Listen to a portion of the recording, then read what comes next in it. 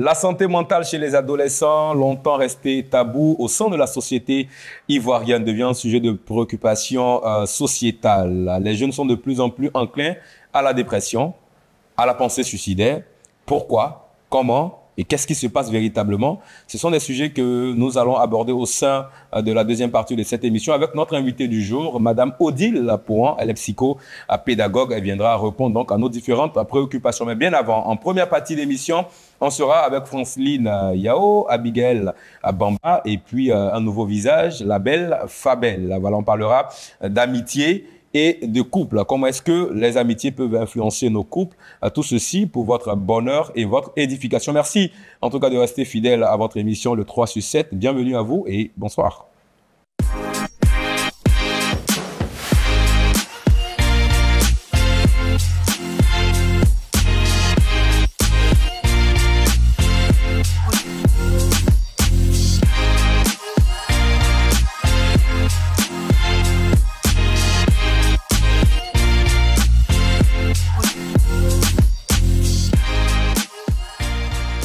Nous sommes de retour sur ce plateau, le plateau du 3 sur 7. Merci pour votre fidélité à la télé qui transforme. Bienvenue et merci de nous regarder. On sait que vous êtes nombreux partout dans ce monde à suivre donc Miracle TV+.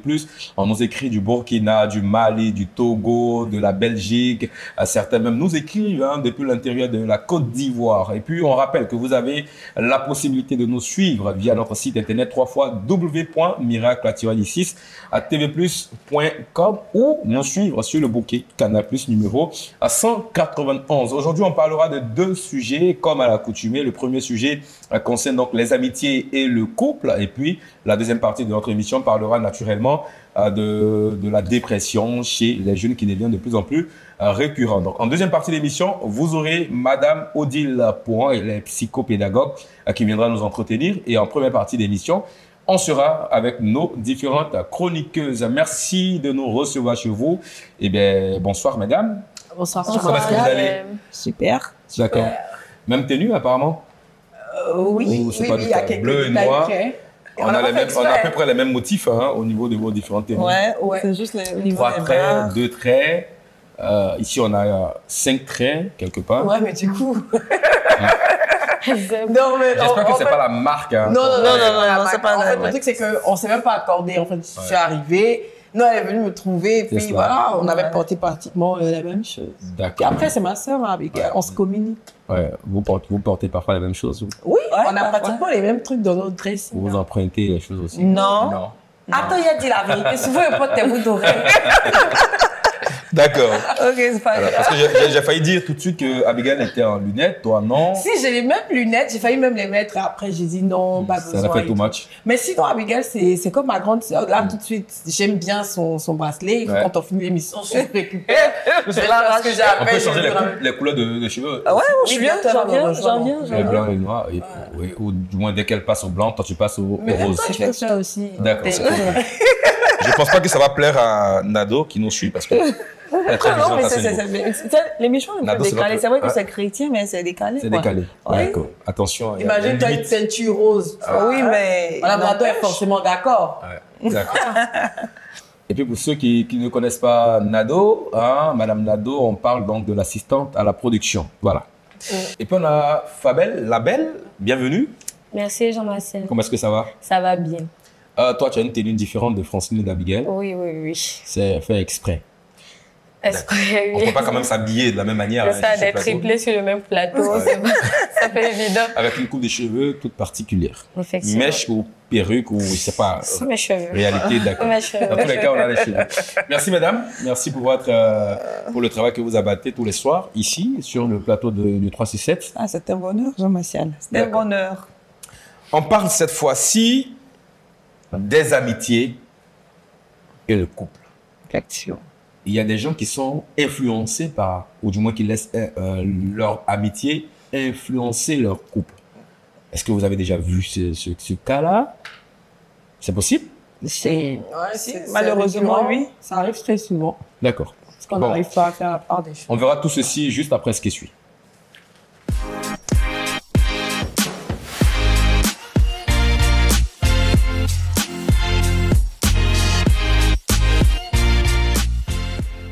Alors, parlons cette fois-ci des avantages, ou du moins, d'abord, on va commencer avec les inconvénients liés donc à l'amitié qui influence parfois nos différents couples. On a le cas de cette dame, parce que c'est des sujets qu'on reçoit donc de nos différents amis internautes. On a cette dame qui est amie avec Madame X et qui a perdu son foyer, on va le dire ainsi, parce qu'elle a écouté les conseils de cette dernière. Qu'est-ce que vous en pensez? Ouais, c'est dommage.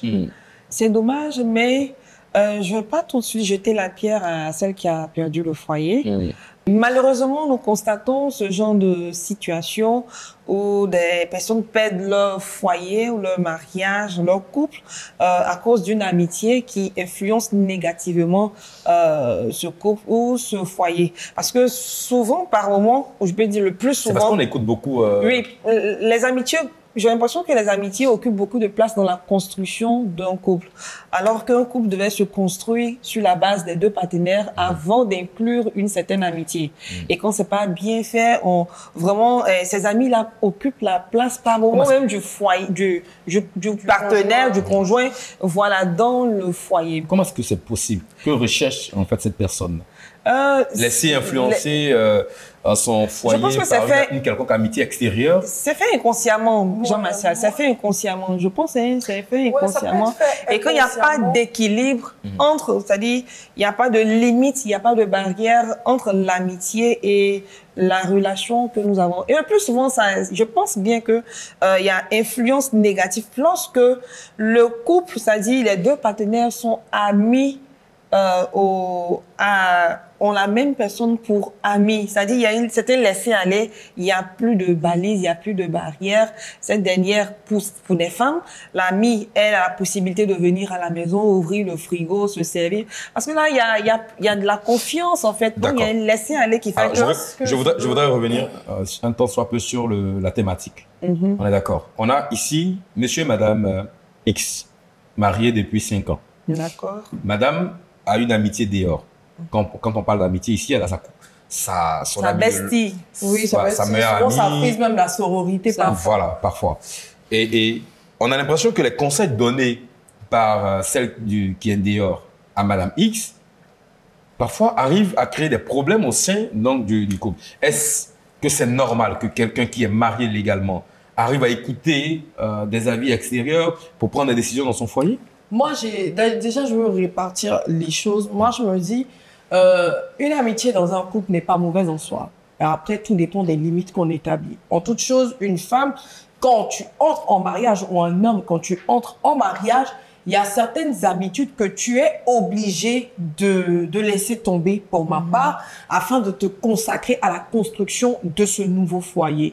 D'accord? Donc... Est-ce que ça dit que si tu t'es ami avec quelqu'un, dès que tu te maries... Non. Si je suis ami avec une personne, que je me marie, il y a certaines choses que je ne pourrai plus vraiment faire et la personne en face de moi doit être en mesure de comprendre.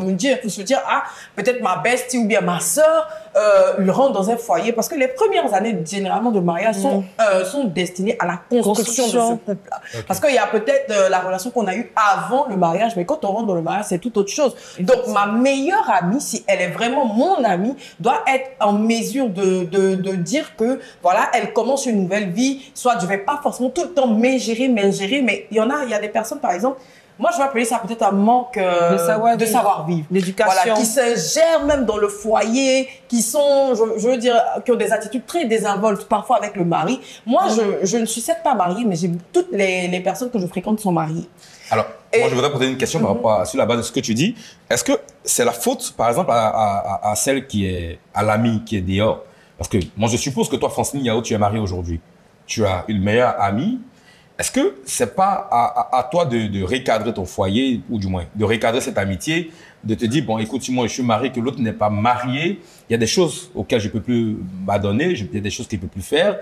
Et donc, voilà, soit c'est elle qui me suit, oui, pas, en fait, pas moi. Je dis que ça c'est elle qui me suit. C'est comme si je lui impose peut-être soit d'être mariée. Par exemple, il y a des personnes qui ont arrêté de fréquenter certaines amies célibataires parce qu'elles sont mariées. Ça, moi, je leur en veux pas. La preuve, moi, comme je disais, j'ai que des amies mariées. La majeure partie de mes copines sont mariées légalement.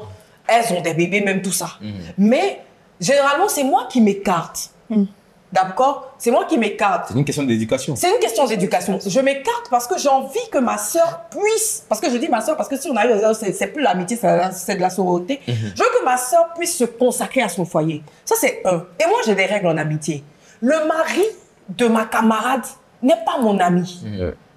C'est-à-dire qu'on dit mon beau. Je vais faire même la même expression, le beau, mon beau. Mais ça s'arrête à le beau, mon beau. Mais ça c'est lorsque tu ne connaissais pas le partenaire ou le mari. Non, c'est ça. Non, il y a plusieurs cas. Elle parle d'une question d'éducation. Parce que pour elle, question d'éducation. Je comprends. C'est-à-dire que moi, je suis de nature. C'est-à-dire, comme on dit à Abidjan, le gars de ma camarade n'est pas mon ami. C'est ma camarade, je connais. C'est cela. Mais toutefois, la courtoisie et le respect demeurent. Il y a cette honte-là ou bien cette barrière-là que je vais mettre pour éviter certaines choses. Si ma soeur même vient m'expliquer certains problèmes, je vais trouver la manière de l'expliquer. Mais je ne vais pas me gérer dans le foyer au point où souvent, mais il y a d'autres mecs qui prennent leur camarade pour aller dormir sur le lit de leur mari. Pourquoi? D'accord, ça tombe bien parce que tu parles de quelque chose de très important. Ta camarade vient t'expliquer ses problèmes. Comment est-ce que tu réagis? Qu'est-ce que tu lui apportes en termes de solution, toi, la personne qui n'est pas mariée, hein, j'entends. Et c'est une question sur laquelle on va rebondir tout à l'heure, mais bien avant, on va avoir l'avis également de Fabel. Qu'est-ce que tu penses de cette merci situation? Jean-Martial pour la parole. Moi, je pense que déjà, en toute chose, il faut savoir faire la part des choses. J'écoutais tout à l'heure Fonseline et Abigail, j'ai pris le temps d'écouter. Pour moi, la personne, l'ami en question n'est pas la responsable de comment la relation peut, c'est-à-dire comment l'amitié peut influencer la relation. Celle qui met les limites, c'est celle qui est dans la maison. C'est pas une question d'éducation. Une amie, lorsqu'elle est proche de toi, elle va pas forcément se dire que sa présence peut gêner ton couple. Elle t'aime juste. Donc toi, en tant que la femme mariée, c'est à toi de mettre la limite dans l'amitié. De savoir que peut-être ton ami, tu n'as pas besoin de tout lui dire. Mais là encore, ça dépend. Si tu as une amie sage, parce qu'il y a des personnes qui sont célibataires, mais qui conseillent très bien des femmes mariées. Donc, on te donne le conseil, tu écoutes le conseil, mais tu n'es pas obligé d'appliquer tous les conseils que tu reçois. Donc, en toute chose, c'est vraiment de faire la part des choses. La part des choses, mais ça dépend aussi des amitiés. Moi, je connais des amis qui ont fait 10 ans d'amitié, 15 ans d'amitié ou 20 ans d'amitié, qui, l'autre se sent vraiment la sœur de celle qui est mariée. Quand elle vient à la maison, la mariée, il n'y a pas de limite en fait. Elle ouvre le frigo, elle fait son petit marché, elle va à la maison, elle vient à la maison, elle porte les chaussures. En fait, c'est plus facile à le dire, mais c'est difficile à le mettre à mettre ce que je suis en train de dire en application. C'est quoi le problème? Est-ce qu'il y a une crainte parfois de se voir arracher le mari? Non, on n'est pas encore à ce niveau. Déjà, on parle de l'aisance déjà de celle qui n'est pas mariée dans le foyer de l'autre. Qui vient dans le foyer. Qui vient dans le foyer de l'autre. Mais c'est sa meilleure amie. C'est la dame qui met les limites. Elle peut mettre des limites. Dans sa maison, elle est quand même reine. Je suis d'accord, mais ça peut aussi. Il y a des limites, tu mets là. Fabel peut être ma meilleure amie. Je me marie. Et puis, automatiquement, je commence à mettre certaines limites. Si je n'utilise pas les tactes qu'il faut bien, la méthode, c'est pour ça que moi, je préfère que ça vienne de l'autre. C'est ça. Si je n'utilise pas la bonne méthode... Si l'autre ne réagit pas comme tu veux. Non, mais tu attends que l'autre fasse... J'attends que l'autre essaie quand même de... Mais depuis, elle ne fait pas le geste qu'il faut. Là, maintenant, on trouve un moyen de s'asseoir, de dire, CP, vraiment... Il y a certaines choses qu'on ne pourra plus faire, ou bien je suis peut-être, à cause du foyer, il y a certaines choses que je ne pourrai plus faire, ou bien on ne pourra plus faire, ou bien... Je vais toujours utiliser le pronom « on ». Mais est-ce que la méthode ici, c'est pas par exemple de se retirer tout doucement? De l'amitié carrément. Oui, c'est-à-dire par exemple, là avant on partait, étant célibataire, on sortait, on allait manger ensemble, on partait à la plage ensemble et tout ça. Depuis que je suis marié, je peux réduire considérablement en fait. Oui, mais du moment où je me marie, je ne peux plus faire les mêmes choses qu'on faisait avant. C'est pourquoi Fabel demande, est-ce que dès le départ, peut-être commencer à mettre ses balises, parler avec déjà sa CP, essayer déjà de lui faire comprendre que non, l'amitié ne sera plus comme auparavant. Non, toi, tu estimes que quelque part, c'est pas bon, ça pourrait créer des... Moi, je pense qu'on n'a pas besoin de parler. On n'a pas besoin de dire à l'ami en question que l'amitié ne sera pas pareille. Elle est censée observer ça dans ta manière de faire.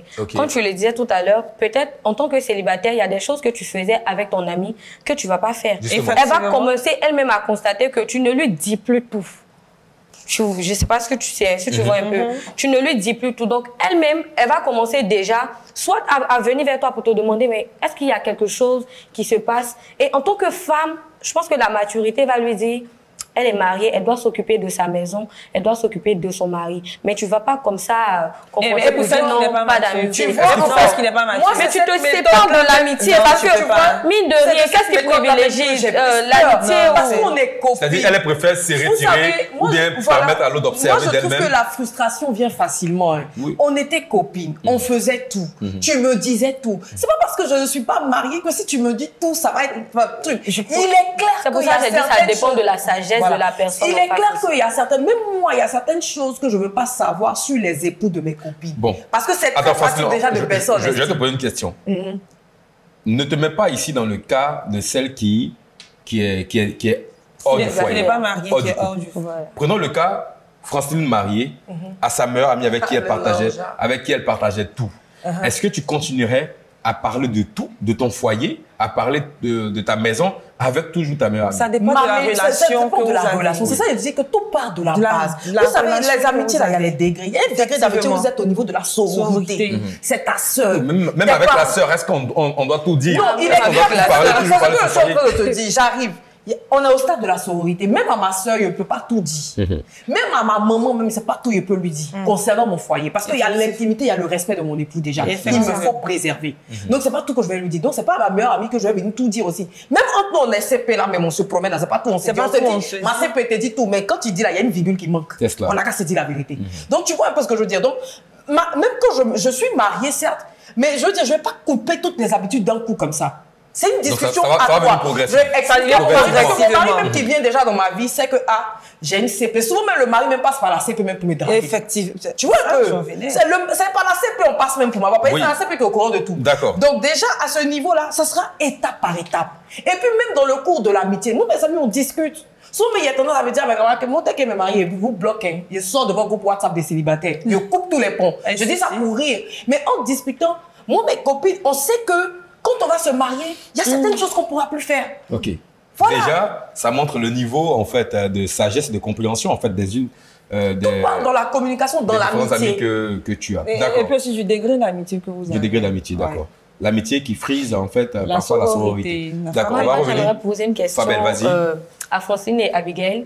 Dans la mesure où je vois qu'elle privilégie beaucoup l'amitié, c'est bien. Non. Bon, dans les propos, voilà, essayer de faire, parce que tout ce que j'ai entendu, il n'y a pas essayé c'est-à-dire de mettre une limite entre l'ami et le mari. C'est essayer de faire comprendre.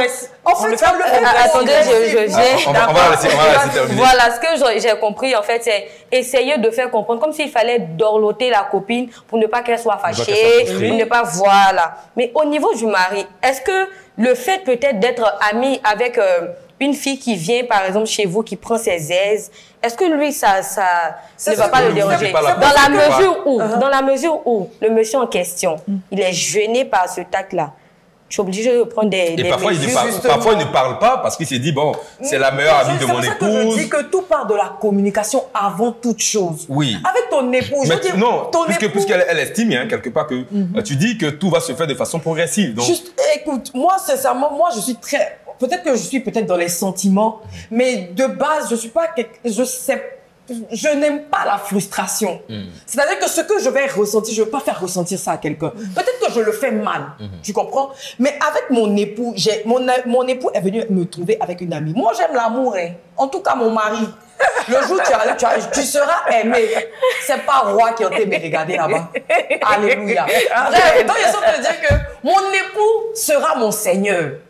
Mon époux sera mon roi. Et un roi est assez sage pour comprendre ça.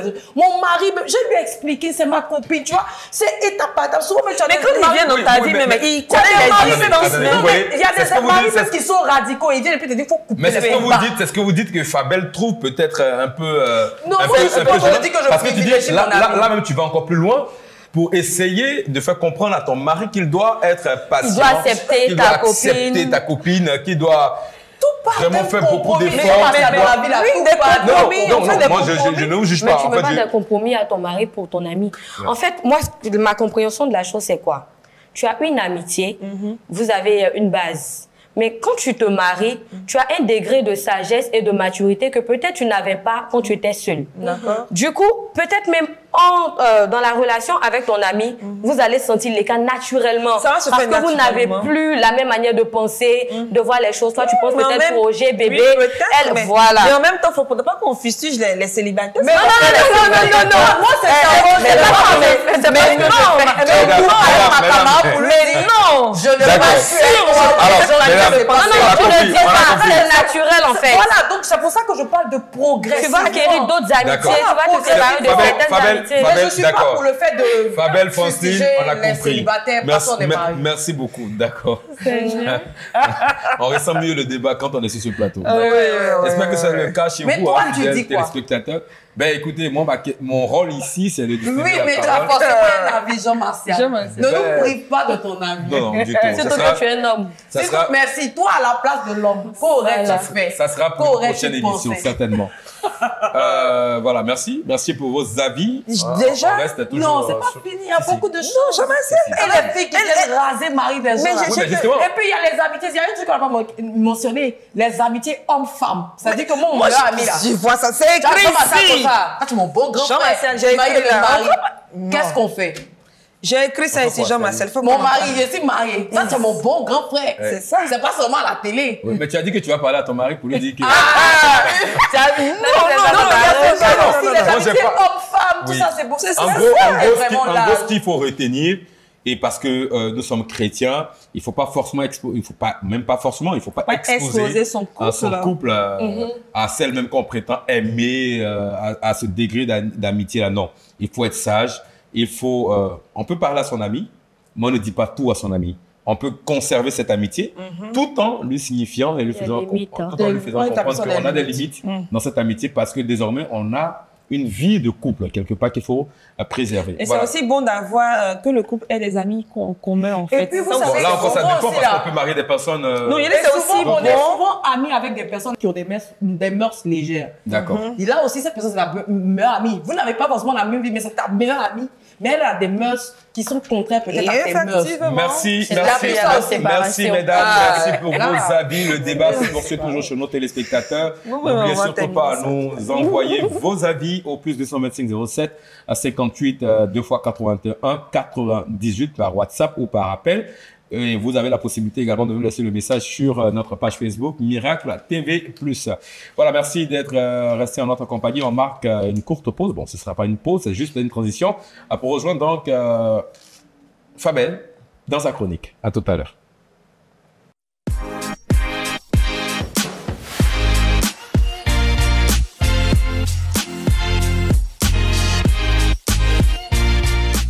Bonsoir à tous, amoureux du savoir, j'espère que vous allez bien, c'est Fabel. Alors aujourd'hui, on parle de placentophagie. Qu'est-ce que c'est?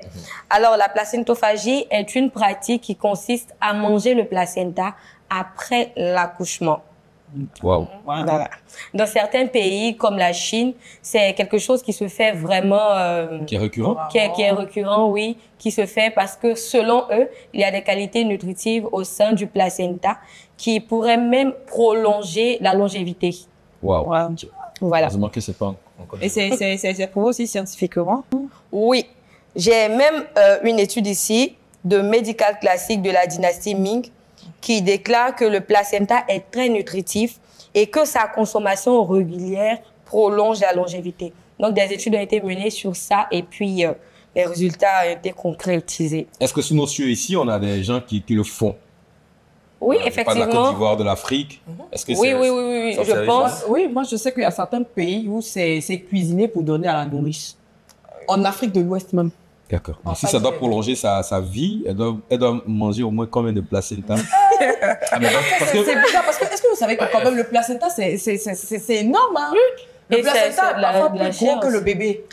Oui, il y a des pays dans lesquels, c'est-à-dire les personnes gardent ça chez eux à la maison, dans leur frigo. De la manière on achète de la viande, on met au frigo. Wow. Ils découpent, ils font cuire, ils mettent au frigo, ils servent même à leurs invités. Et comme je disais tout à l'heure en Chine, des personnes préfèrent même ça en guise de cadeau à la place de chocolat ou de vin. Voilà. Waouh, moi j'aimerais pas recevoir ce genre de cadeau. Ça, vous qui mangez un peu chez les gens. J'ai aussi entendu que, comme elle a dit tout à l'heure, l'ingestion du placenta faciliterait la sécrétion de l'hormone de l'ocytocine, qui est l'hormone de du maternage, qui permet à la femme d'être plus maternelle, d'avoir l'instinct maternel. En gros, il y a des valeurs nutritives oui, pour éviter les dépressions. Ça augmente même le lait maternel. Voilà, pour éviter la dépression postpartum.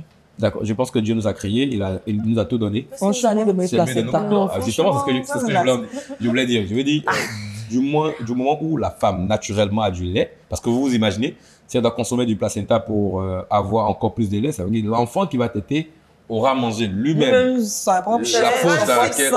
Mais par contre, moi, si et ça frise parfois la sorcellerie. D'accord, on va laisser Fabel terminer en quelques secondes. D'accord.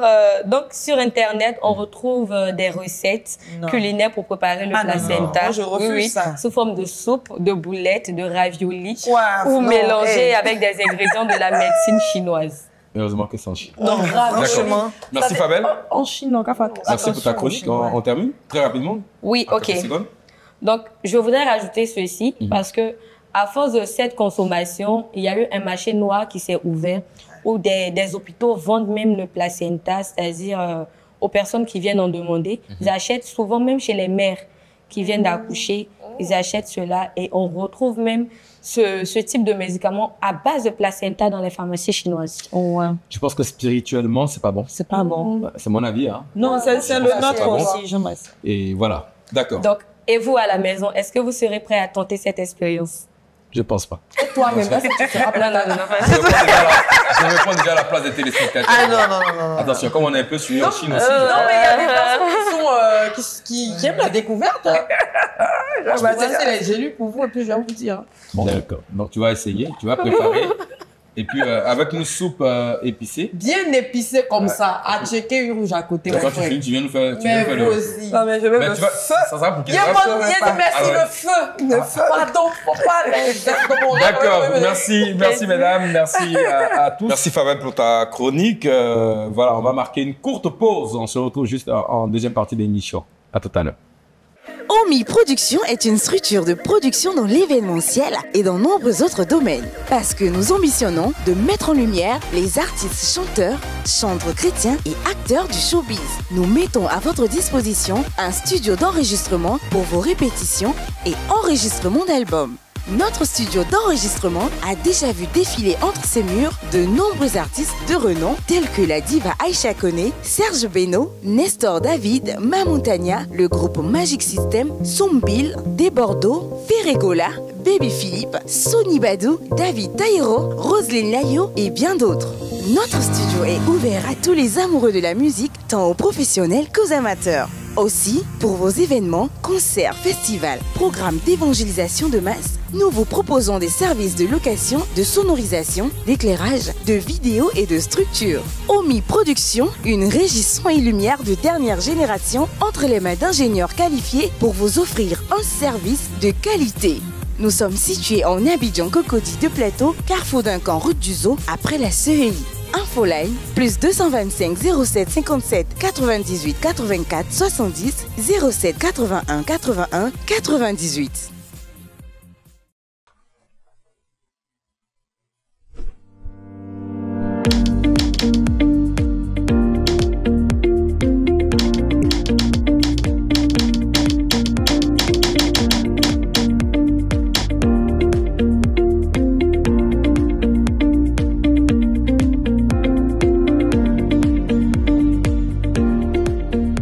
Désormais, toute l'actualité de MTV+, disponible en un seul clic. Mirac TV+, met à votre disposition une nouvelle plateforme pour vous permettre de regarder en direct tous vos programmes favoris. Revoir toutes vos vidéos à la demande, des temps de prière, de méditation, d'enseignement, de musique et toute l'actu de vos stars préférées. Laissez-vous transformer par tout le contenu conçu sur mesure pour vous. Connectez-vous vite sur www.mirac-tvplus.com. En Côte d'Ivoire, la santé mentale des jeunes, longtemps resté tabou dans la société ivoirienne, devient aujourd'hui un sujet de préoccupation sociétale. On parle de dépression, on parle de pensée suicidaire. C'est le sujet que nous allons aborder donc dans cette deuxième partie d'émission avec notre invité du jour qui avait été annoncé en introduction. Voilà, il s'agit donc de la psychopédagogue. Madame Pouan qui est avec nous. Bonsoir, bienvenue Madame Pouan. Merci pour votre présence sur ce plateau. Aujourd'hui avec vous, on parle de dépression chez les jeunes. C'est un sujet aujourd'hui qui devient une préoccupation, hein, on l'a dit, la sociétale. Les jeunes sont de plus en plus dépressifs. Déjà, comment est-ce que vous allez, vous, à votre niveau? J'ai une bonne santé mentale. Merci. Parce que quand on a confiance en soi, quand on sait qu'on ne peut pas avoir un monde dans lequel on ne sera pas face à des difficultés à vaincre, on comprend que chaque difficulté, chaque stress a besoin d'une résilience. Et en tant que psy, j'ai cette capacité de surmonter, de faire face. Je ne suis pas dans le déni. Voilà. D'accord. C'est vrai. Je me demande si c'est pas un peu trop. Est-ce que vous avez compris? Si. Ne pas être dans le déni, c'est accepter en fait. Voilà, ne pas dire que ça n'existe pas. Il n'y a que les cadavres qui ne ressentiront pas de stress. Tant que nous serons vivants, nous serons face à des problèmes. Et le problème a besoin de solutions. C'est ça. Et votre capacité à trouver des solutions, à ne pas accepter forcément. On donne ce qu'on a, mais on donne ce qu'on est. Quand on veut aider, c'est que soi-même, on a pris le temps de comprendre la vie et de pouvoir surmonter cela. Parce que quand vous arrivez au thème qu'on va dire, c'est parce qu'on n'a pas cette capacité de compréhension. C'est surtout cela. Et c'est pour ça que j'ai dit, il n'y a que les non-vivants qui ne ressentiront rien, qui n'ont pas de problème à résoudre. D'accord. Voilà. On va revenir dans le monde des vivants, parce que nous sommes encore vivants. En tout cas. Et parce que nous, on a la capacité de ressentir ces choses. On va parler tout de suite de ces jeunes-là. Oui. Pourquoi ils sont de plus en plus enclins donc, à cette dépression? Déjà, il faut comprendre que quand on parle de jeunes, on parle d'une population, surtout en Côte d'Ivoire, de plus de 70%. Parce que c'est important. Donc, ça veut dire plus de la moitié d'un pays, d'une population est jeune. 77%. Voilà. Donc, quand vous arrivez à ces chiffres-là, quand cette population est touchée par un phénomène, vous voyez qu'il faut en parler. Et surtout, c'est une phase où on croit en la vie. On dit l'avenir appartient aux jeunes. Et quand ces jeunes-là ils sont dépressifs et qu'ils arrivent à une idée suicidaire et même au suicide, vous voyez comment le choc est grand dans la population. Qu'est-ce qui s'est passé? Pourquoi à cet âge-là, on arrive à passer à l'acte, l'automutilation? C'est surtout ça. Wow. Alors moi, je serais intéressée de savoir pourquoi ce sont les jeunes qui sont, vous l'avez dit, mais est-ce qu'au préalable, le sujet n'était pas tabou? On aurait pu éviter que la jeunesse soit, je peux dire, touchée par la dépression? Vous savez que dans l'Afrique, on a l'impression que quand on parle de ça, c'est une affaire de blanc, non? Les gens se suicidaient.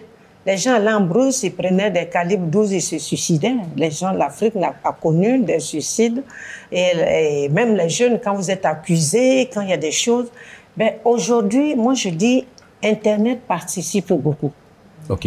Vous savez, une onde de choc, hein, on dit. Et puis bon, au-delà des jeunes, même les adultes, quelqu'un qui plonge dans l'eau, s'il n'y avait pas Internet, on n'aurait pas eu cette sensation, on n'aurait pas vécu. Et donc, les gens se suicidaient pas peut-être comme maintenant, parce que aujourd'hui, vous regardez cette jeunesse qui s'interroge. Parce que pour arriver à la dépression, il y a, au niveau scolaire, au niveau universitaire, ce désir de réussir et cet échec qui nous amène à nous dire que nous ne sommes plus utiles. Quand on arrive à se poser la question, quelle est mon utilité, je ne vaux rien, mes camarades avancent, et quand on a les diplômes et qu'on est à la charge de ses parents, vous savez, cette sensation d'inexistence et surtout de voir que la vie ne vaut pas la peine d'être vécue. Quand un jeune arrive là et qu'il ne communique pas, donc ce n'est pas le jeune, il y a la société elle-même, est-ce qu'elle est ouverte? Comment quelqu'un peut ne pas trouver dans son entourage une personne à qui se confier? Comment les gens n'ont pas vu la détresse psychologique de ce jeune-là pour se dire, mais il était plein de vie, il aimait sortir, il aimait faire des choses, mais on sent que maintenant, il n'a plus goût à quelque chose. Donc l'observation est-ce que nous sommes une société encore qui communique? Donc tout de suite, on jette, j'ai envie de dire, la cause principale, la société.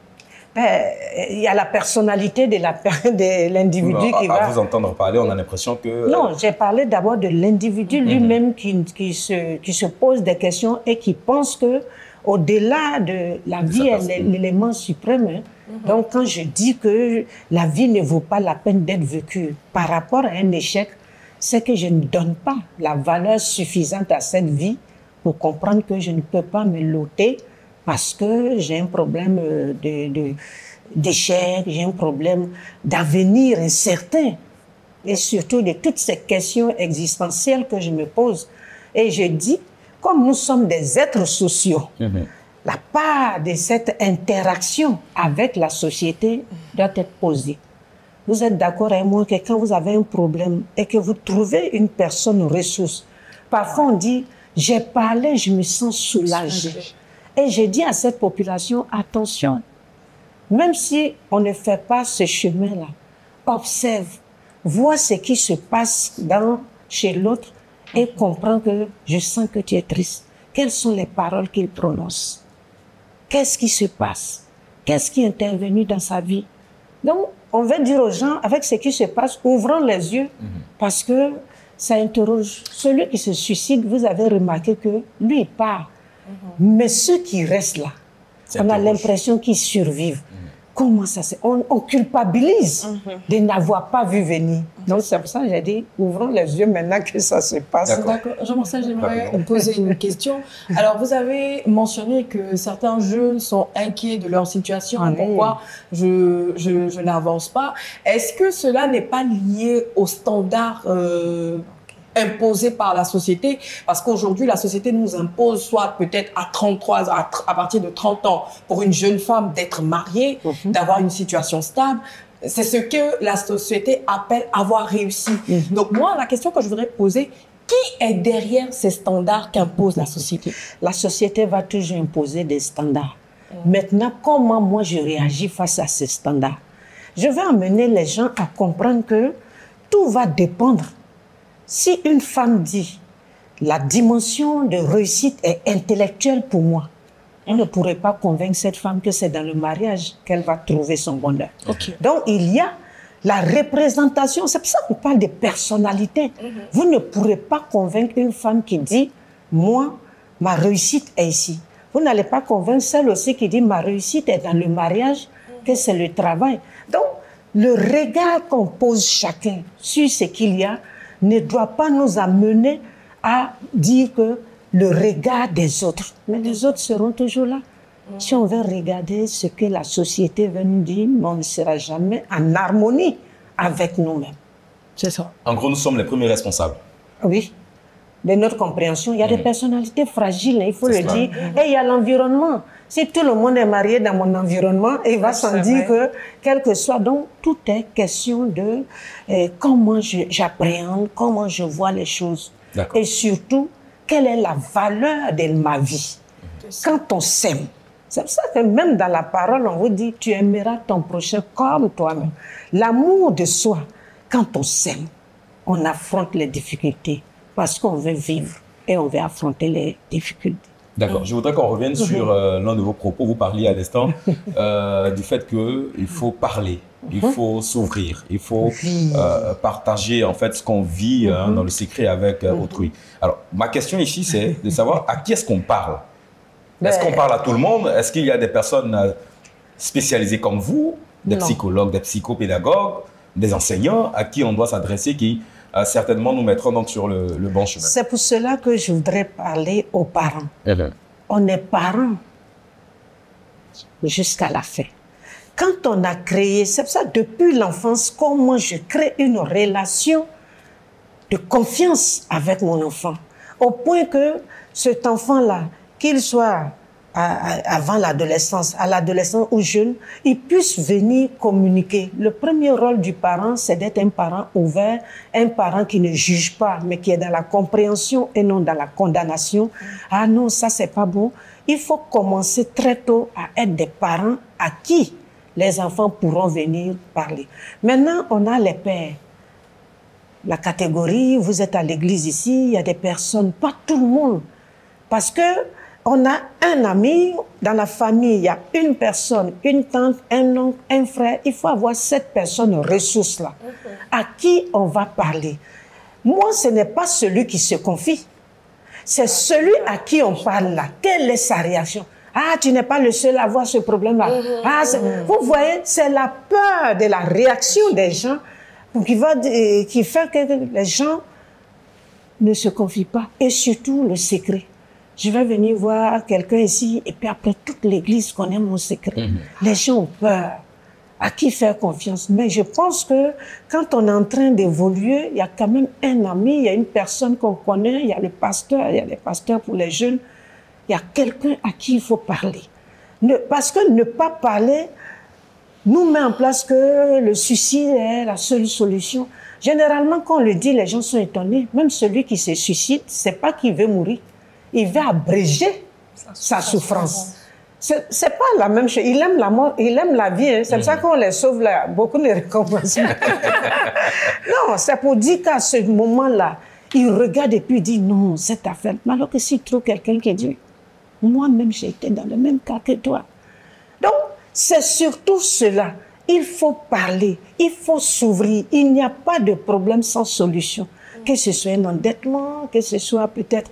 Il y en a des situations qui sont délicates, peut-être l'inceste, un père qui est découvert, comment affronter la honte, mais tu vas en prison et puis tu sors. Il faut qu'on montre la qualité de notre vie. Montrer que la vie est vraiment importante. Elle est sacrée, même partout. L'église, la société montre que c'est ça que vous voyez que même quand vous vous suicidez, regardez les rites, on t'enterre rapidement, on montre même que, voilà, il y a des choses que toi-même tu vois. Vous avez également pointé du doigt l'avancée de la technologie, parlant naturellement d'Internet, des réseaux sociaux et tout ça. Aujourd'hui, on a cette avancée, cette montée donc de certains influenceurs qui sont beaucoup écoutés. Est-ce qu'à ce niveau-là, on ne se dit pas quelque part qu'ils sont, j'ai envie de dire en griffe, à la base de ce facteur? Peut-être, j'ai envie de dire Internet, surtout les jeunes. Vous êtes en train, le harcèlement. Ah non, vous savez, avant, peut-être qu'on peut vous accuser de quelque chose, mais quand on met sur le net, quand on dit voilà, quand moi j'ai lu la petite fille dans les amourettes, elle envoie des messages, on publie dans toute l'école, mais comment affronter? Elle préfère se suicider que de venir affronter. Internet amplifie et il y a une traçabilité qui reste. Et sur des années encore. Voilà. Donc déjà, on est livré à une masse, à des gens qui ne vous connaissent pas. Et surtout les jeunes à cet âge-là, ils aiment faire mal. Entre eux, harcèlement scolaire, harcèlement sexuel, harcèlement moral. Et tout cela, il faut être fort. C'est pour ça qu'il y a des gens qui se protègent contre, mais c'est un élément important. C'est comment...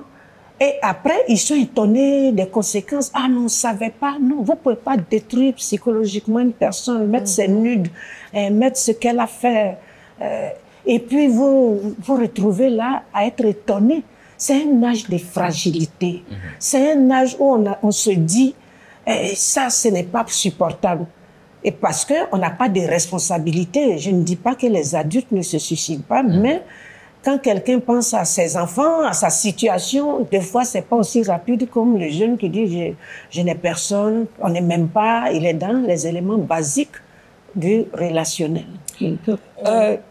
Dans un cas comme celui d'une élève ou d'un étudiant, alors qui sont les premiers responsables je peux dire, du suicide d'un élève ou d'un étudiant? Tout dépend. J'ai envie de dire quelle est la cause. Est-ce qu'il y a des élèves seulement, même avec une altercation avec un professeur, on pense que... Parce qu'il y en a qui vous disent, je vais me suicider pour que la personne ait un cas de conscience. Non, le jeune, il pense. Vous vous imaginez, il n'y a pas longtemps, une petite, c'est la même chose, une élève, son père prend son portable. Et la petite prend des comprimés pour se suicider. Pour faire mal à son père ou... Bon. Et quand on t'appelle, tu lui dis attention. Parce que pour la petite, c'est une honte. C'est pourquoi on prend son portable. Regardez Alors qu'une personne adulte ne va pas vouloir se suicider pour un portable. Donc, les éléments, ça peut être une note de classe, ça peut être également le harcèlement, comment est-ce qu'on se moque de cette personne-là en classe, au niveau relationnel avec ses camarades, ses pairs, ça peut être la direction, les justices, parce que parfois, il y en a qui trouvent que c'est pas eux qui ont fait l'acte et on les a accusés. Donc, avec les jeunes et les adolescents, les causes sont fragiles.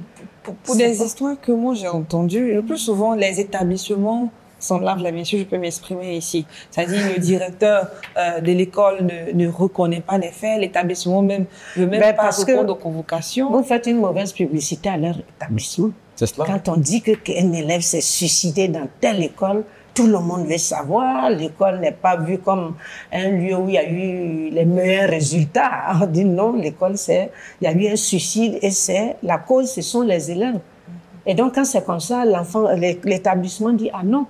Puisque les facteurs, il y a la famille, il y a l'enfant lui-même, il y a la société. Donc, chacun dit ah non, il avait ses problèmes à la maison, peut-être il a utilisé. Donc, il faut que l'enseignant soit ouvert. Vous voyez, quand on parle d'école, il y a des élèves qui font tellement confiance à un enseignant.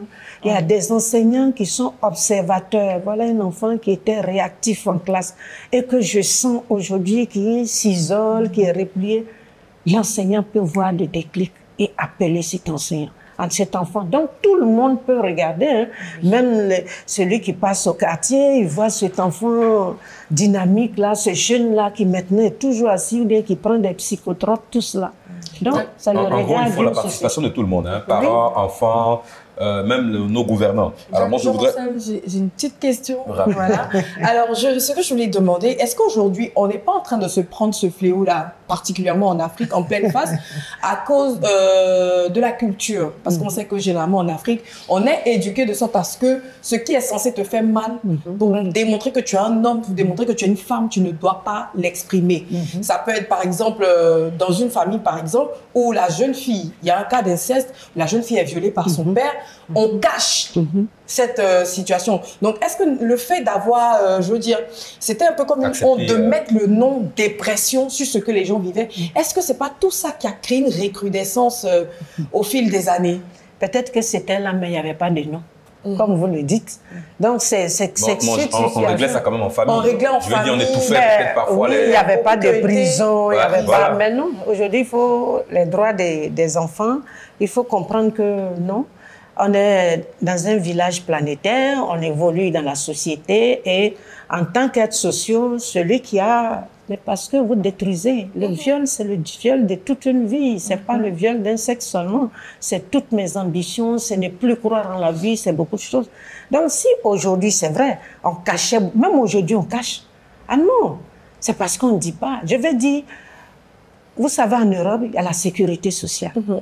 Si vous portez plainte contre votre père, la société vous prend en charge. Ça peut être le fait que... Mais c'est parce qu'il n'y a pas d'alternative. Quand on dit ton père qui paye tes études, si tu le dénonces, qui va s'occuper de la famille? Donc déjà, cette base-là. Et également, les gens trouveront toujours que c'est la femme qui provoque. Même si ça va être, on va dire, hein, les petites filles de maintenant, elles passent. Non, c'est vrai ce que vous dites. Mais moi, j'ai envie de dire que la société évolue et la protection des droits des enfants évolue également.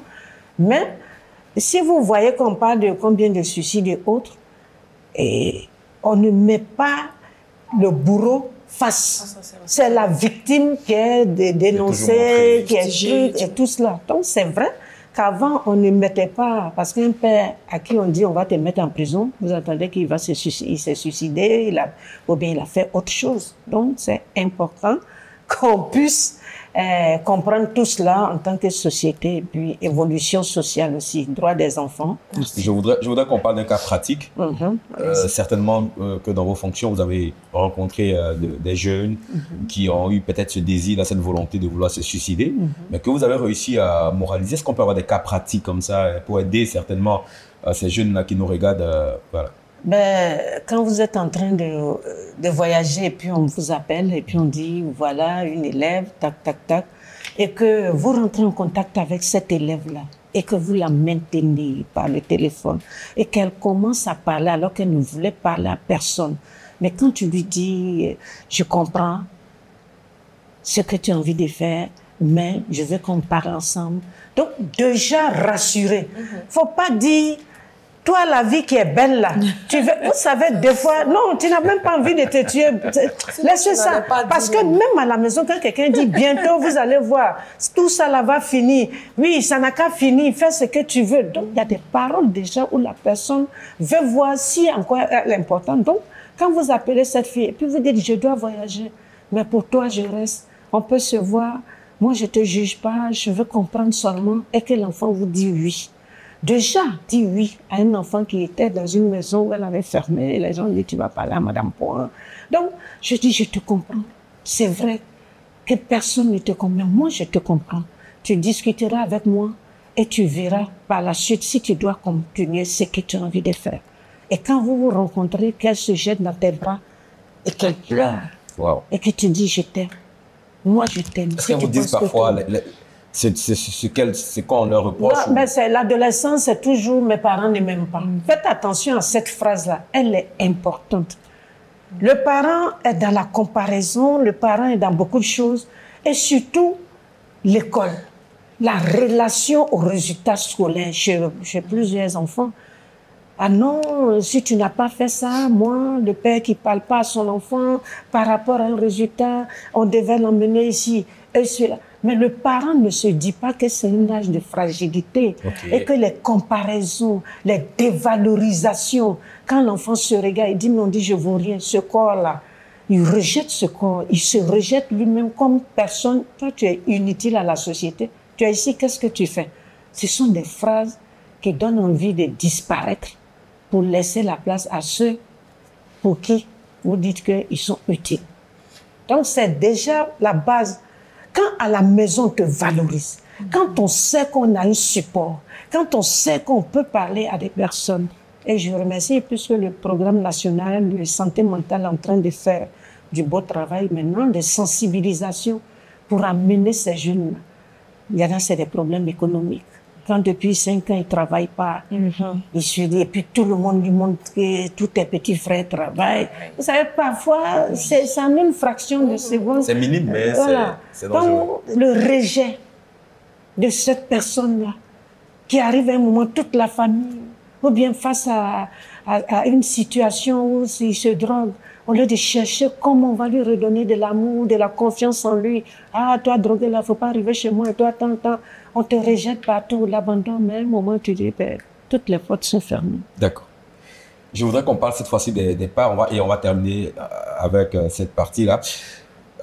On a écouté, hein, dans vos propos, on sait que les parents doivent changer le langage, revoir leur façon de parler à leurs enfants, beaucoup discuter avec eux, c'est-à-dire favoriser donc la communication. Je voudrais qu'on parle cette fois-ci de la part de nos dirigeants. Qu'est-ce que le gouvernement doit faire? Qu'est-ce que nos autorités doivent apporter en termes de solutions? Ben, je suis contente parce qu'aujourd'hui, ça remet partout. Voilà. Mais on a créé, il y a le programme national de santé mentale, donc vous voyez que spécifiquement, pour prendre en charge cette détresse psychologique. Et également, comprendre ces jeunes-là. Vous savez, peut-être dans la stratégie, on a créé, il y a la ligne verte, je pense que c'est 123, et également pour l'écoute. Mais, comme elle le disait, il faut tenir compte aussi de la dimension socio-culturelle. Parce que la Côte d'Ivoire compte plus de 40% d'analphabètes. Donc, quand on fait un programme, il faut penser à ceux-là qui ne peuvent pas regarder les débats, qui ne peuvent pas comprendre ce qu'on dit, pour voir comment on peut toucher, peut-être en langue vernaculaire, dans nos langues nationales, comment est-ce qu'on peut aller sur le terrain pour travailler les chefs de village, tout cela. Parce que c'est ça. On va dire, bon, on fait des débats, on va venir s'asseoir. Mais ceux qui ne comprennent même pas le langage qu'on emploie, ceux même qui sont dans une autre dimension. Et donc, déjà, ce programme est en train de faire, ils ont déjà cherché à recruter des psychologues pour être partout. Mais on le fait avec les enfants microbes, la proximité. Il faut qu'il y ait une école des parents qui va parler aux parents de la dimension de la santé mentale En Afrique, on dit il a mangé. Oh, quand on dit il est triste, on dit mon cher, c'est parce qu'il n'est pas. C'est-à-dire on ne comprend pas cet aspect-là. En fait. Voilà. Nous, il mange, il a un toit pour dormir, mais le relationnel dit je t'aime, dit comment tu vas, pourquoi tu es triste, pourquoi. Non, on se dit, il ne comprend pas la vie. Le chef qui va au travail ne pas penser. Humilier quelqu'un devant tout le monde en ne pensant pas à son amour propre, à sa dignité. On ne sait pas comment il peut réagir. Il faut faire attention à ce que tout cela tombe. Je pense que le programme de santé mentale est en train de faire du travail, mais il faut aller au plus profond. Il faut passer, il y a des ONG qui aident. Mais comme on le dit, parfois les gens elles sont face à des dilemmes moraux. La société elle-même leur montre une société, un programme dans lequel il est difficile de comprendre. Donc, apprendre à s'aimer, le développement personnel. Il faut faire des émissions sur l'image de soi, comprendre que quand j'arrive à vaincre une difficulté, je comprends que j'ai résolu un problème et que le suicide, cette question, est j'ai envie de dire, une porte trop facile à prendre. Peut-être même que ses parents ont besoin aussi d'amour. Hein. Oui. Donc on peut revenir donc jusqu'à la base. Voilà. D'accord.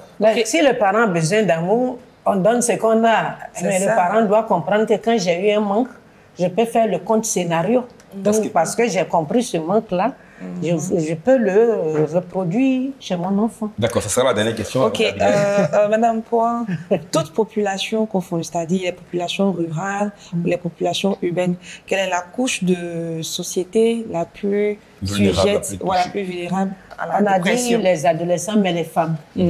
Dans la dépression, les femmes... Je parle au niveau social, c'est-à-dire financier en fait. Ouais. Ce sont les plus riches qui sont sujets à la dépression, les plus pauvres qui sont vous savez, ici, on va vous dire, faites attention, les gens vont vous dire la couche la plus vulnérable, c'est les pauvres.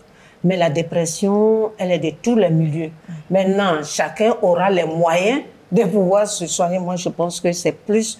Vous avez vu qu'on a parlé de l'aspect économique qui est très, très, très important. C'est la population la plus démunie. Et c'est dans celle-là qu'on trouve. Mais sinon, j'ai envie de dire, de tous les milieux, tous riches, pauvres, il y en a partout. Maintenant, c'est cette population-là qui se cherche, qui s'interroge, qui ne croit pas en la vie, qui est la petite. Maintenant, avant de refermer la porte de cette émission, est-ce que vous avez... un mot à l'endroit dont... Merci. Je suis vraiment très contente qu'on ait pu parler en posant des questions pour qu'on puisse bien comprendre. J'ai envie de dire à tout le monde, aujourd'hui, face à une situation de crise, on peut être dans une situation d'échec ou d'incompréhension de sa vie actuellement. Mais quand on a la foi, quand on croit en Dieu, quand on croit en soi-même, demain peut être meilleur. Pourquoi abréger cette vie-là aujourd'hui alors qu'on est capable de résilience, on est capable de rebondir? Quel est le problème de ma vie? Interrogez-vous. Et quelle est la solution que je peux trouver? Qu'est-ce qui s'est passé? Si vous vous posez les bonnes questions, parlez de votre problème à une personne. Que ce soit votre pasteur, que ce soit vos amis, que ce soit un parent. À parler, communiquer permet de s'exprimer et non de laisser s'imprimer en nous des blessures qui, sans solution, peuvent nous poser à passer à l'acte. Non, le suicide n'est pas une solution. La vie mérite d'être vécue et de vaincre les difficultés auxquelles nous serons confrontés. Merci Madame Poix. On rappelle que vous êtes psychopédagogue et vous étiez sur ce plateau pour parler de la dépression chez les jeunes, un sujet qu'on a eu plaisir à aborder ici avec Franceline Yao et Abigail. Merci mesdames. Merci. On se revoit pour une autre émission. Bien sûr, avec plaisir. Voilà. Merci à tous nos téléspectateurs, merci à nos amis également ici en plateau qui ont travaillé à la réalisation de cette émission. Merci d'être restés en notre compagnie. N'oubliez surtout pas, l'information se poursuit toujours sur MTV+, la télé qui transforme. Au revoir.